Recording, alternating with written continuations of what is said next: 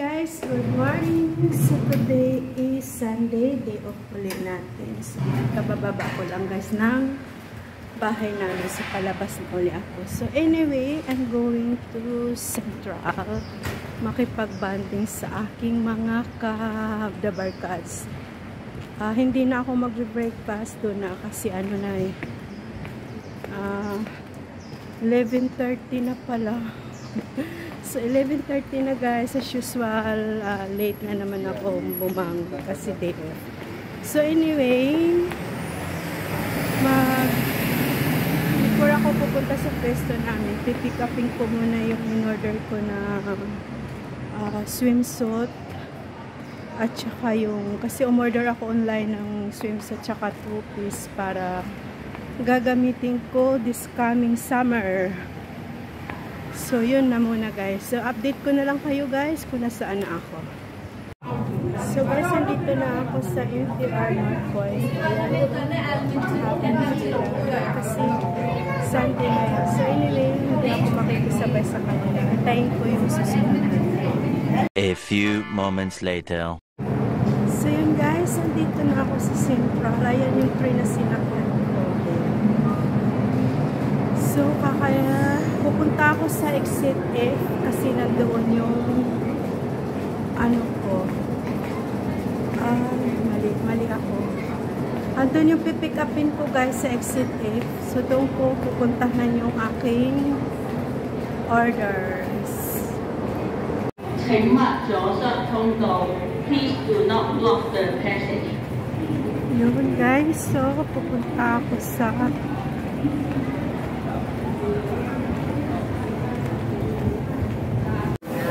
ang layo naman. Exit F. So, ayan guys. Exit tayo.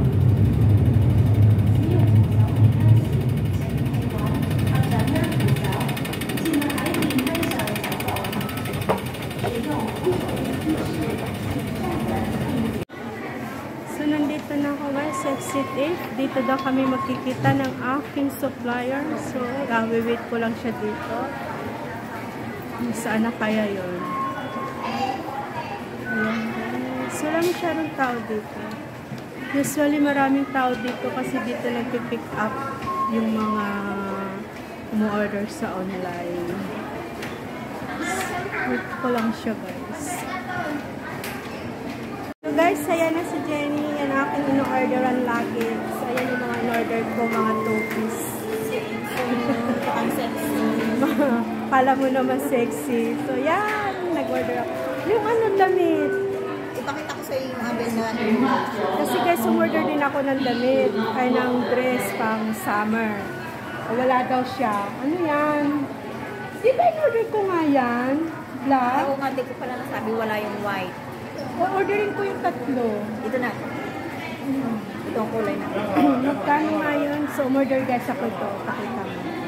Yan guys, ang wala dyan yung white. Gusto ko yung white. So yan, tatlo yan na kulay. Ordering ko yan lahat guys. O diba, order na naman ako. Gastos na naman.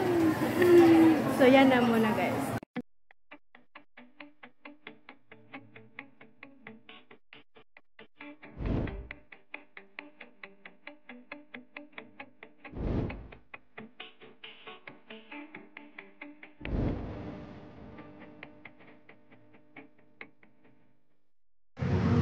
So guys, hindi ako nakatiis. So nagpunta ako ngayon dito sa Starbucks Central. Kasi doon sa pwesto namin wala pang tao. So bumalik ako dito sa Central. Until dito na ako sa Starbucks muna kasi nasa church pa rin. So anyway guys, naka-order na ako. Ito yung order ko. Ayan guys yung order ko. Yung American Blueberry Stone, kinapay lang yun guys. And then, pinaganda lang nila. And of course, may cappuccino, grande, malaki. Kasi, kulang sa akin yung medium size. So, yan ang in-order ko, yung grande size. So, tara guys, let's eat tayo. Kakain na naman ako. Guys, tara, kain na tayo.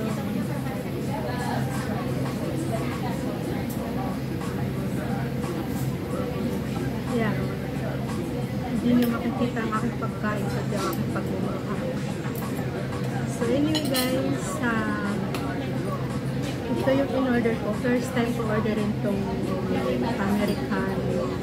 American blueberry stone. Pero tinapay lang yun. Pinaganda rin yung pangalan.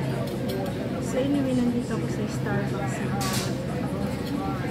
Kasi iba naman, maaga ako dumating sa pwesto. Doon sa pwesto namin magkakape. Walang tao. Kaya pumunta ako na lang dito sa Starbucks. 12 o'clock na guys.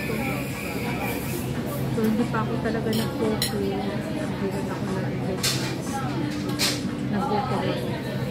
Maga kasi ako umalis ng bahay. Nag-pick up ako ng mga items na in-order ko sa online. So yung kanina, pinakita ko sa inyo. Yun yung pinakita ko. Then umorder ulit ako ng dress.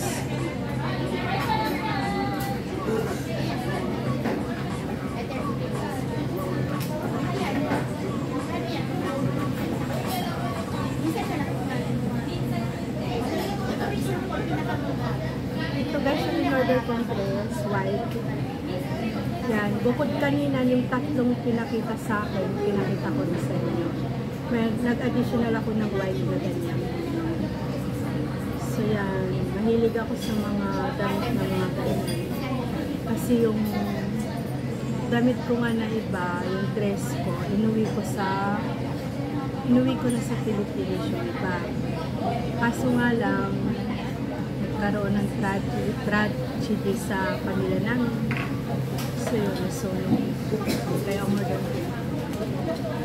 So anyway guys, hanggang dito na lang muna.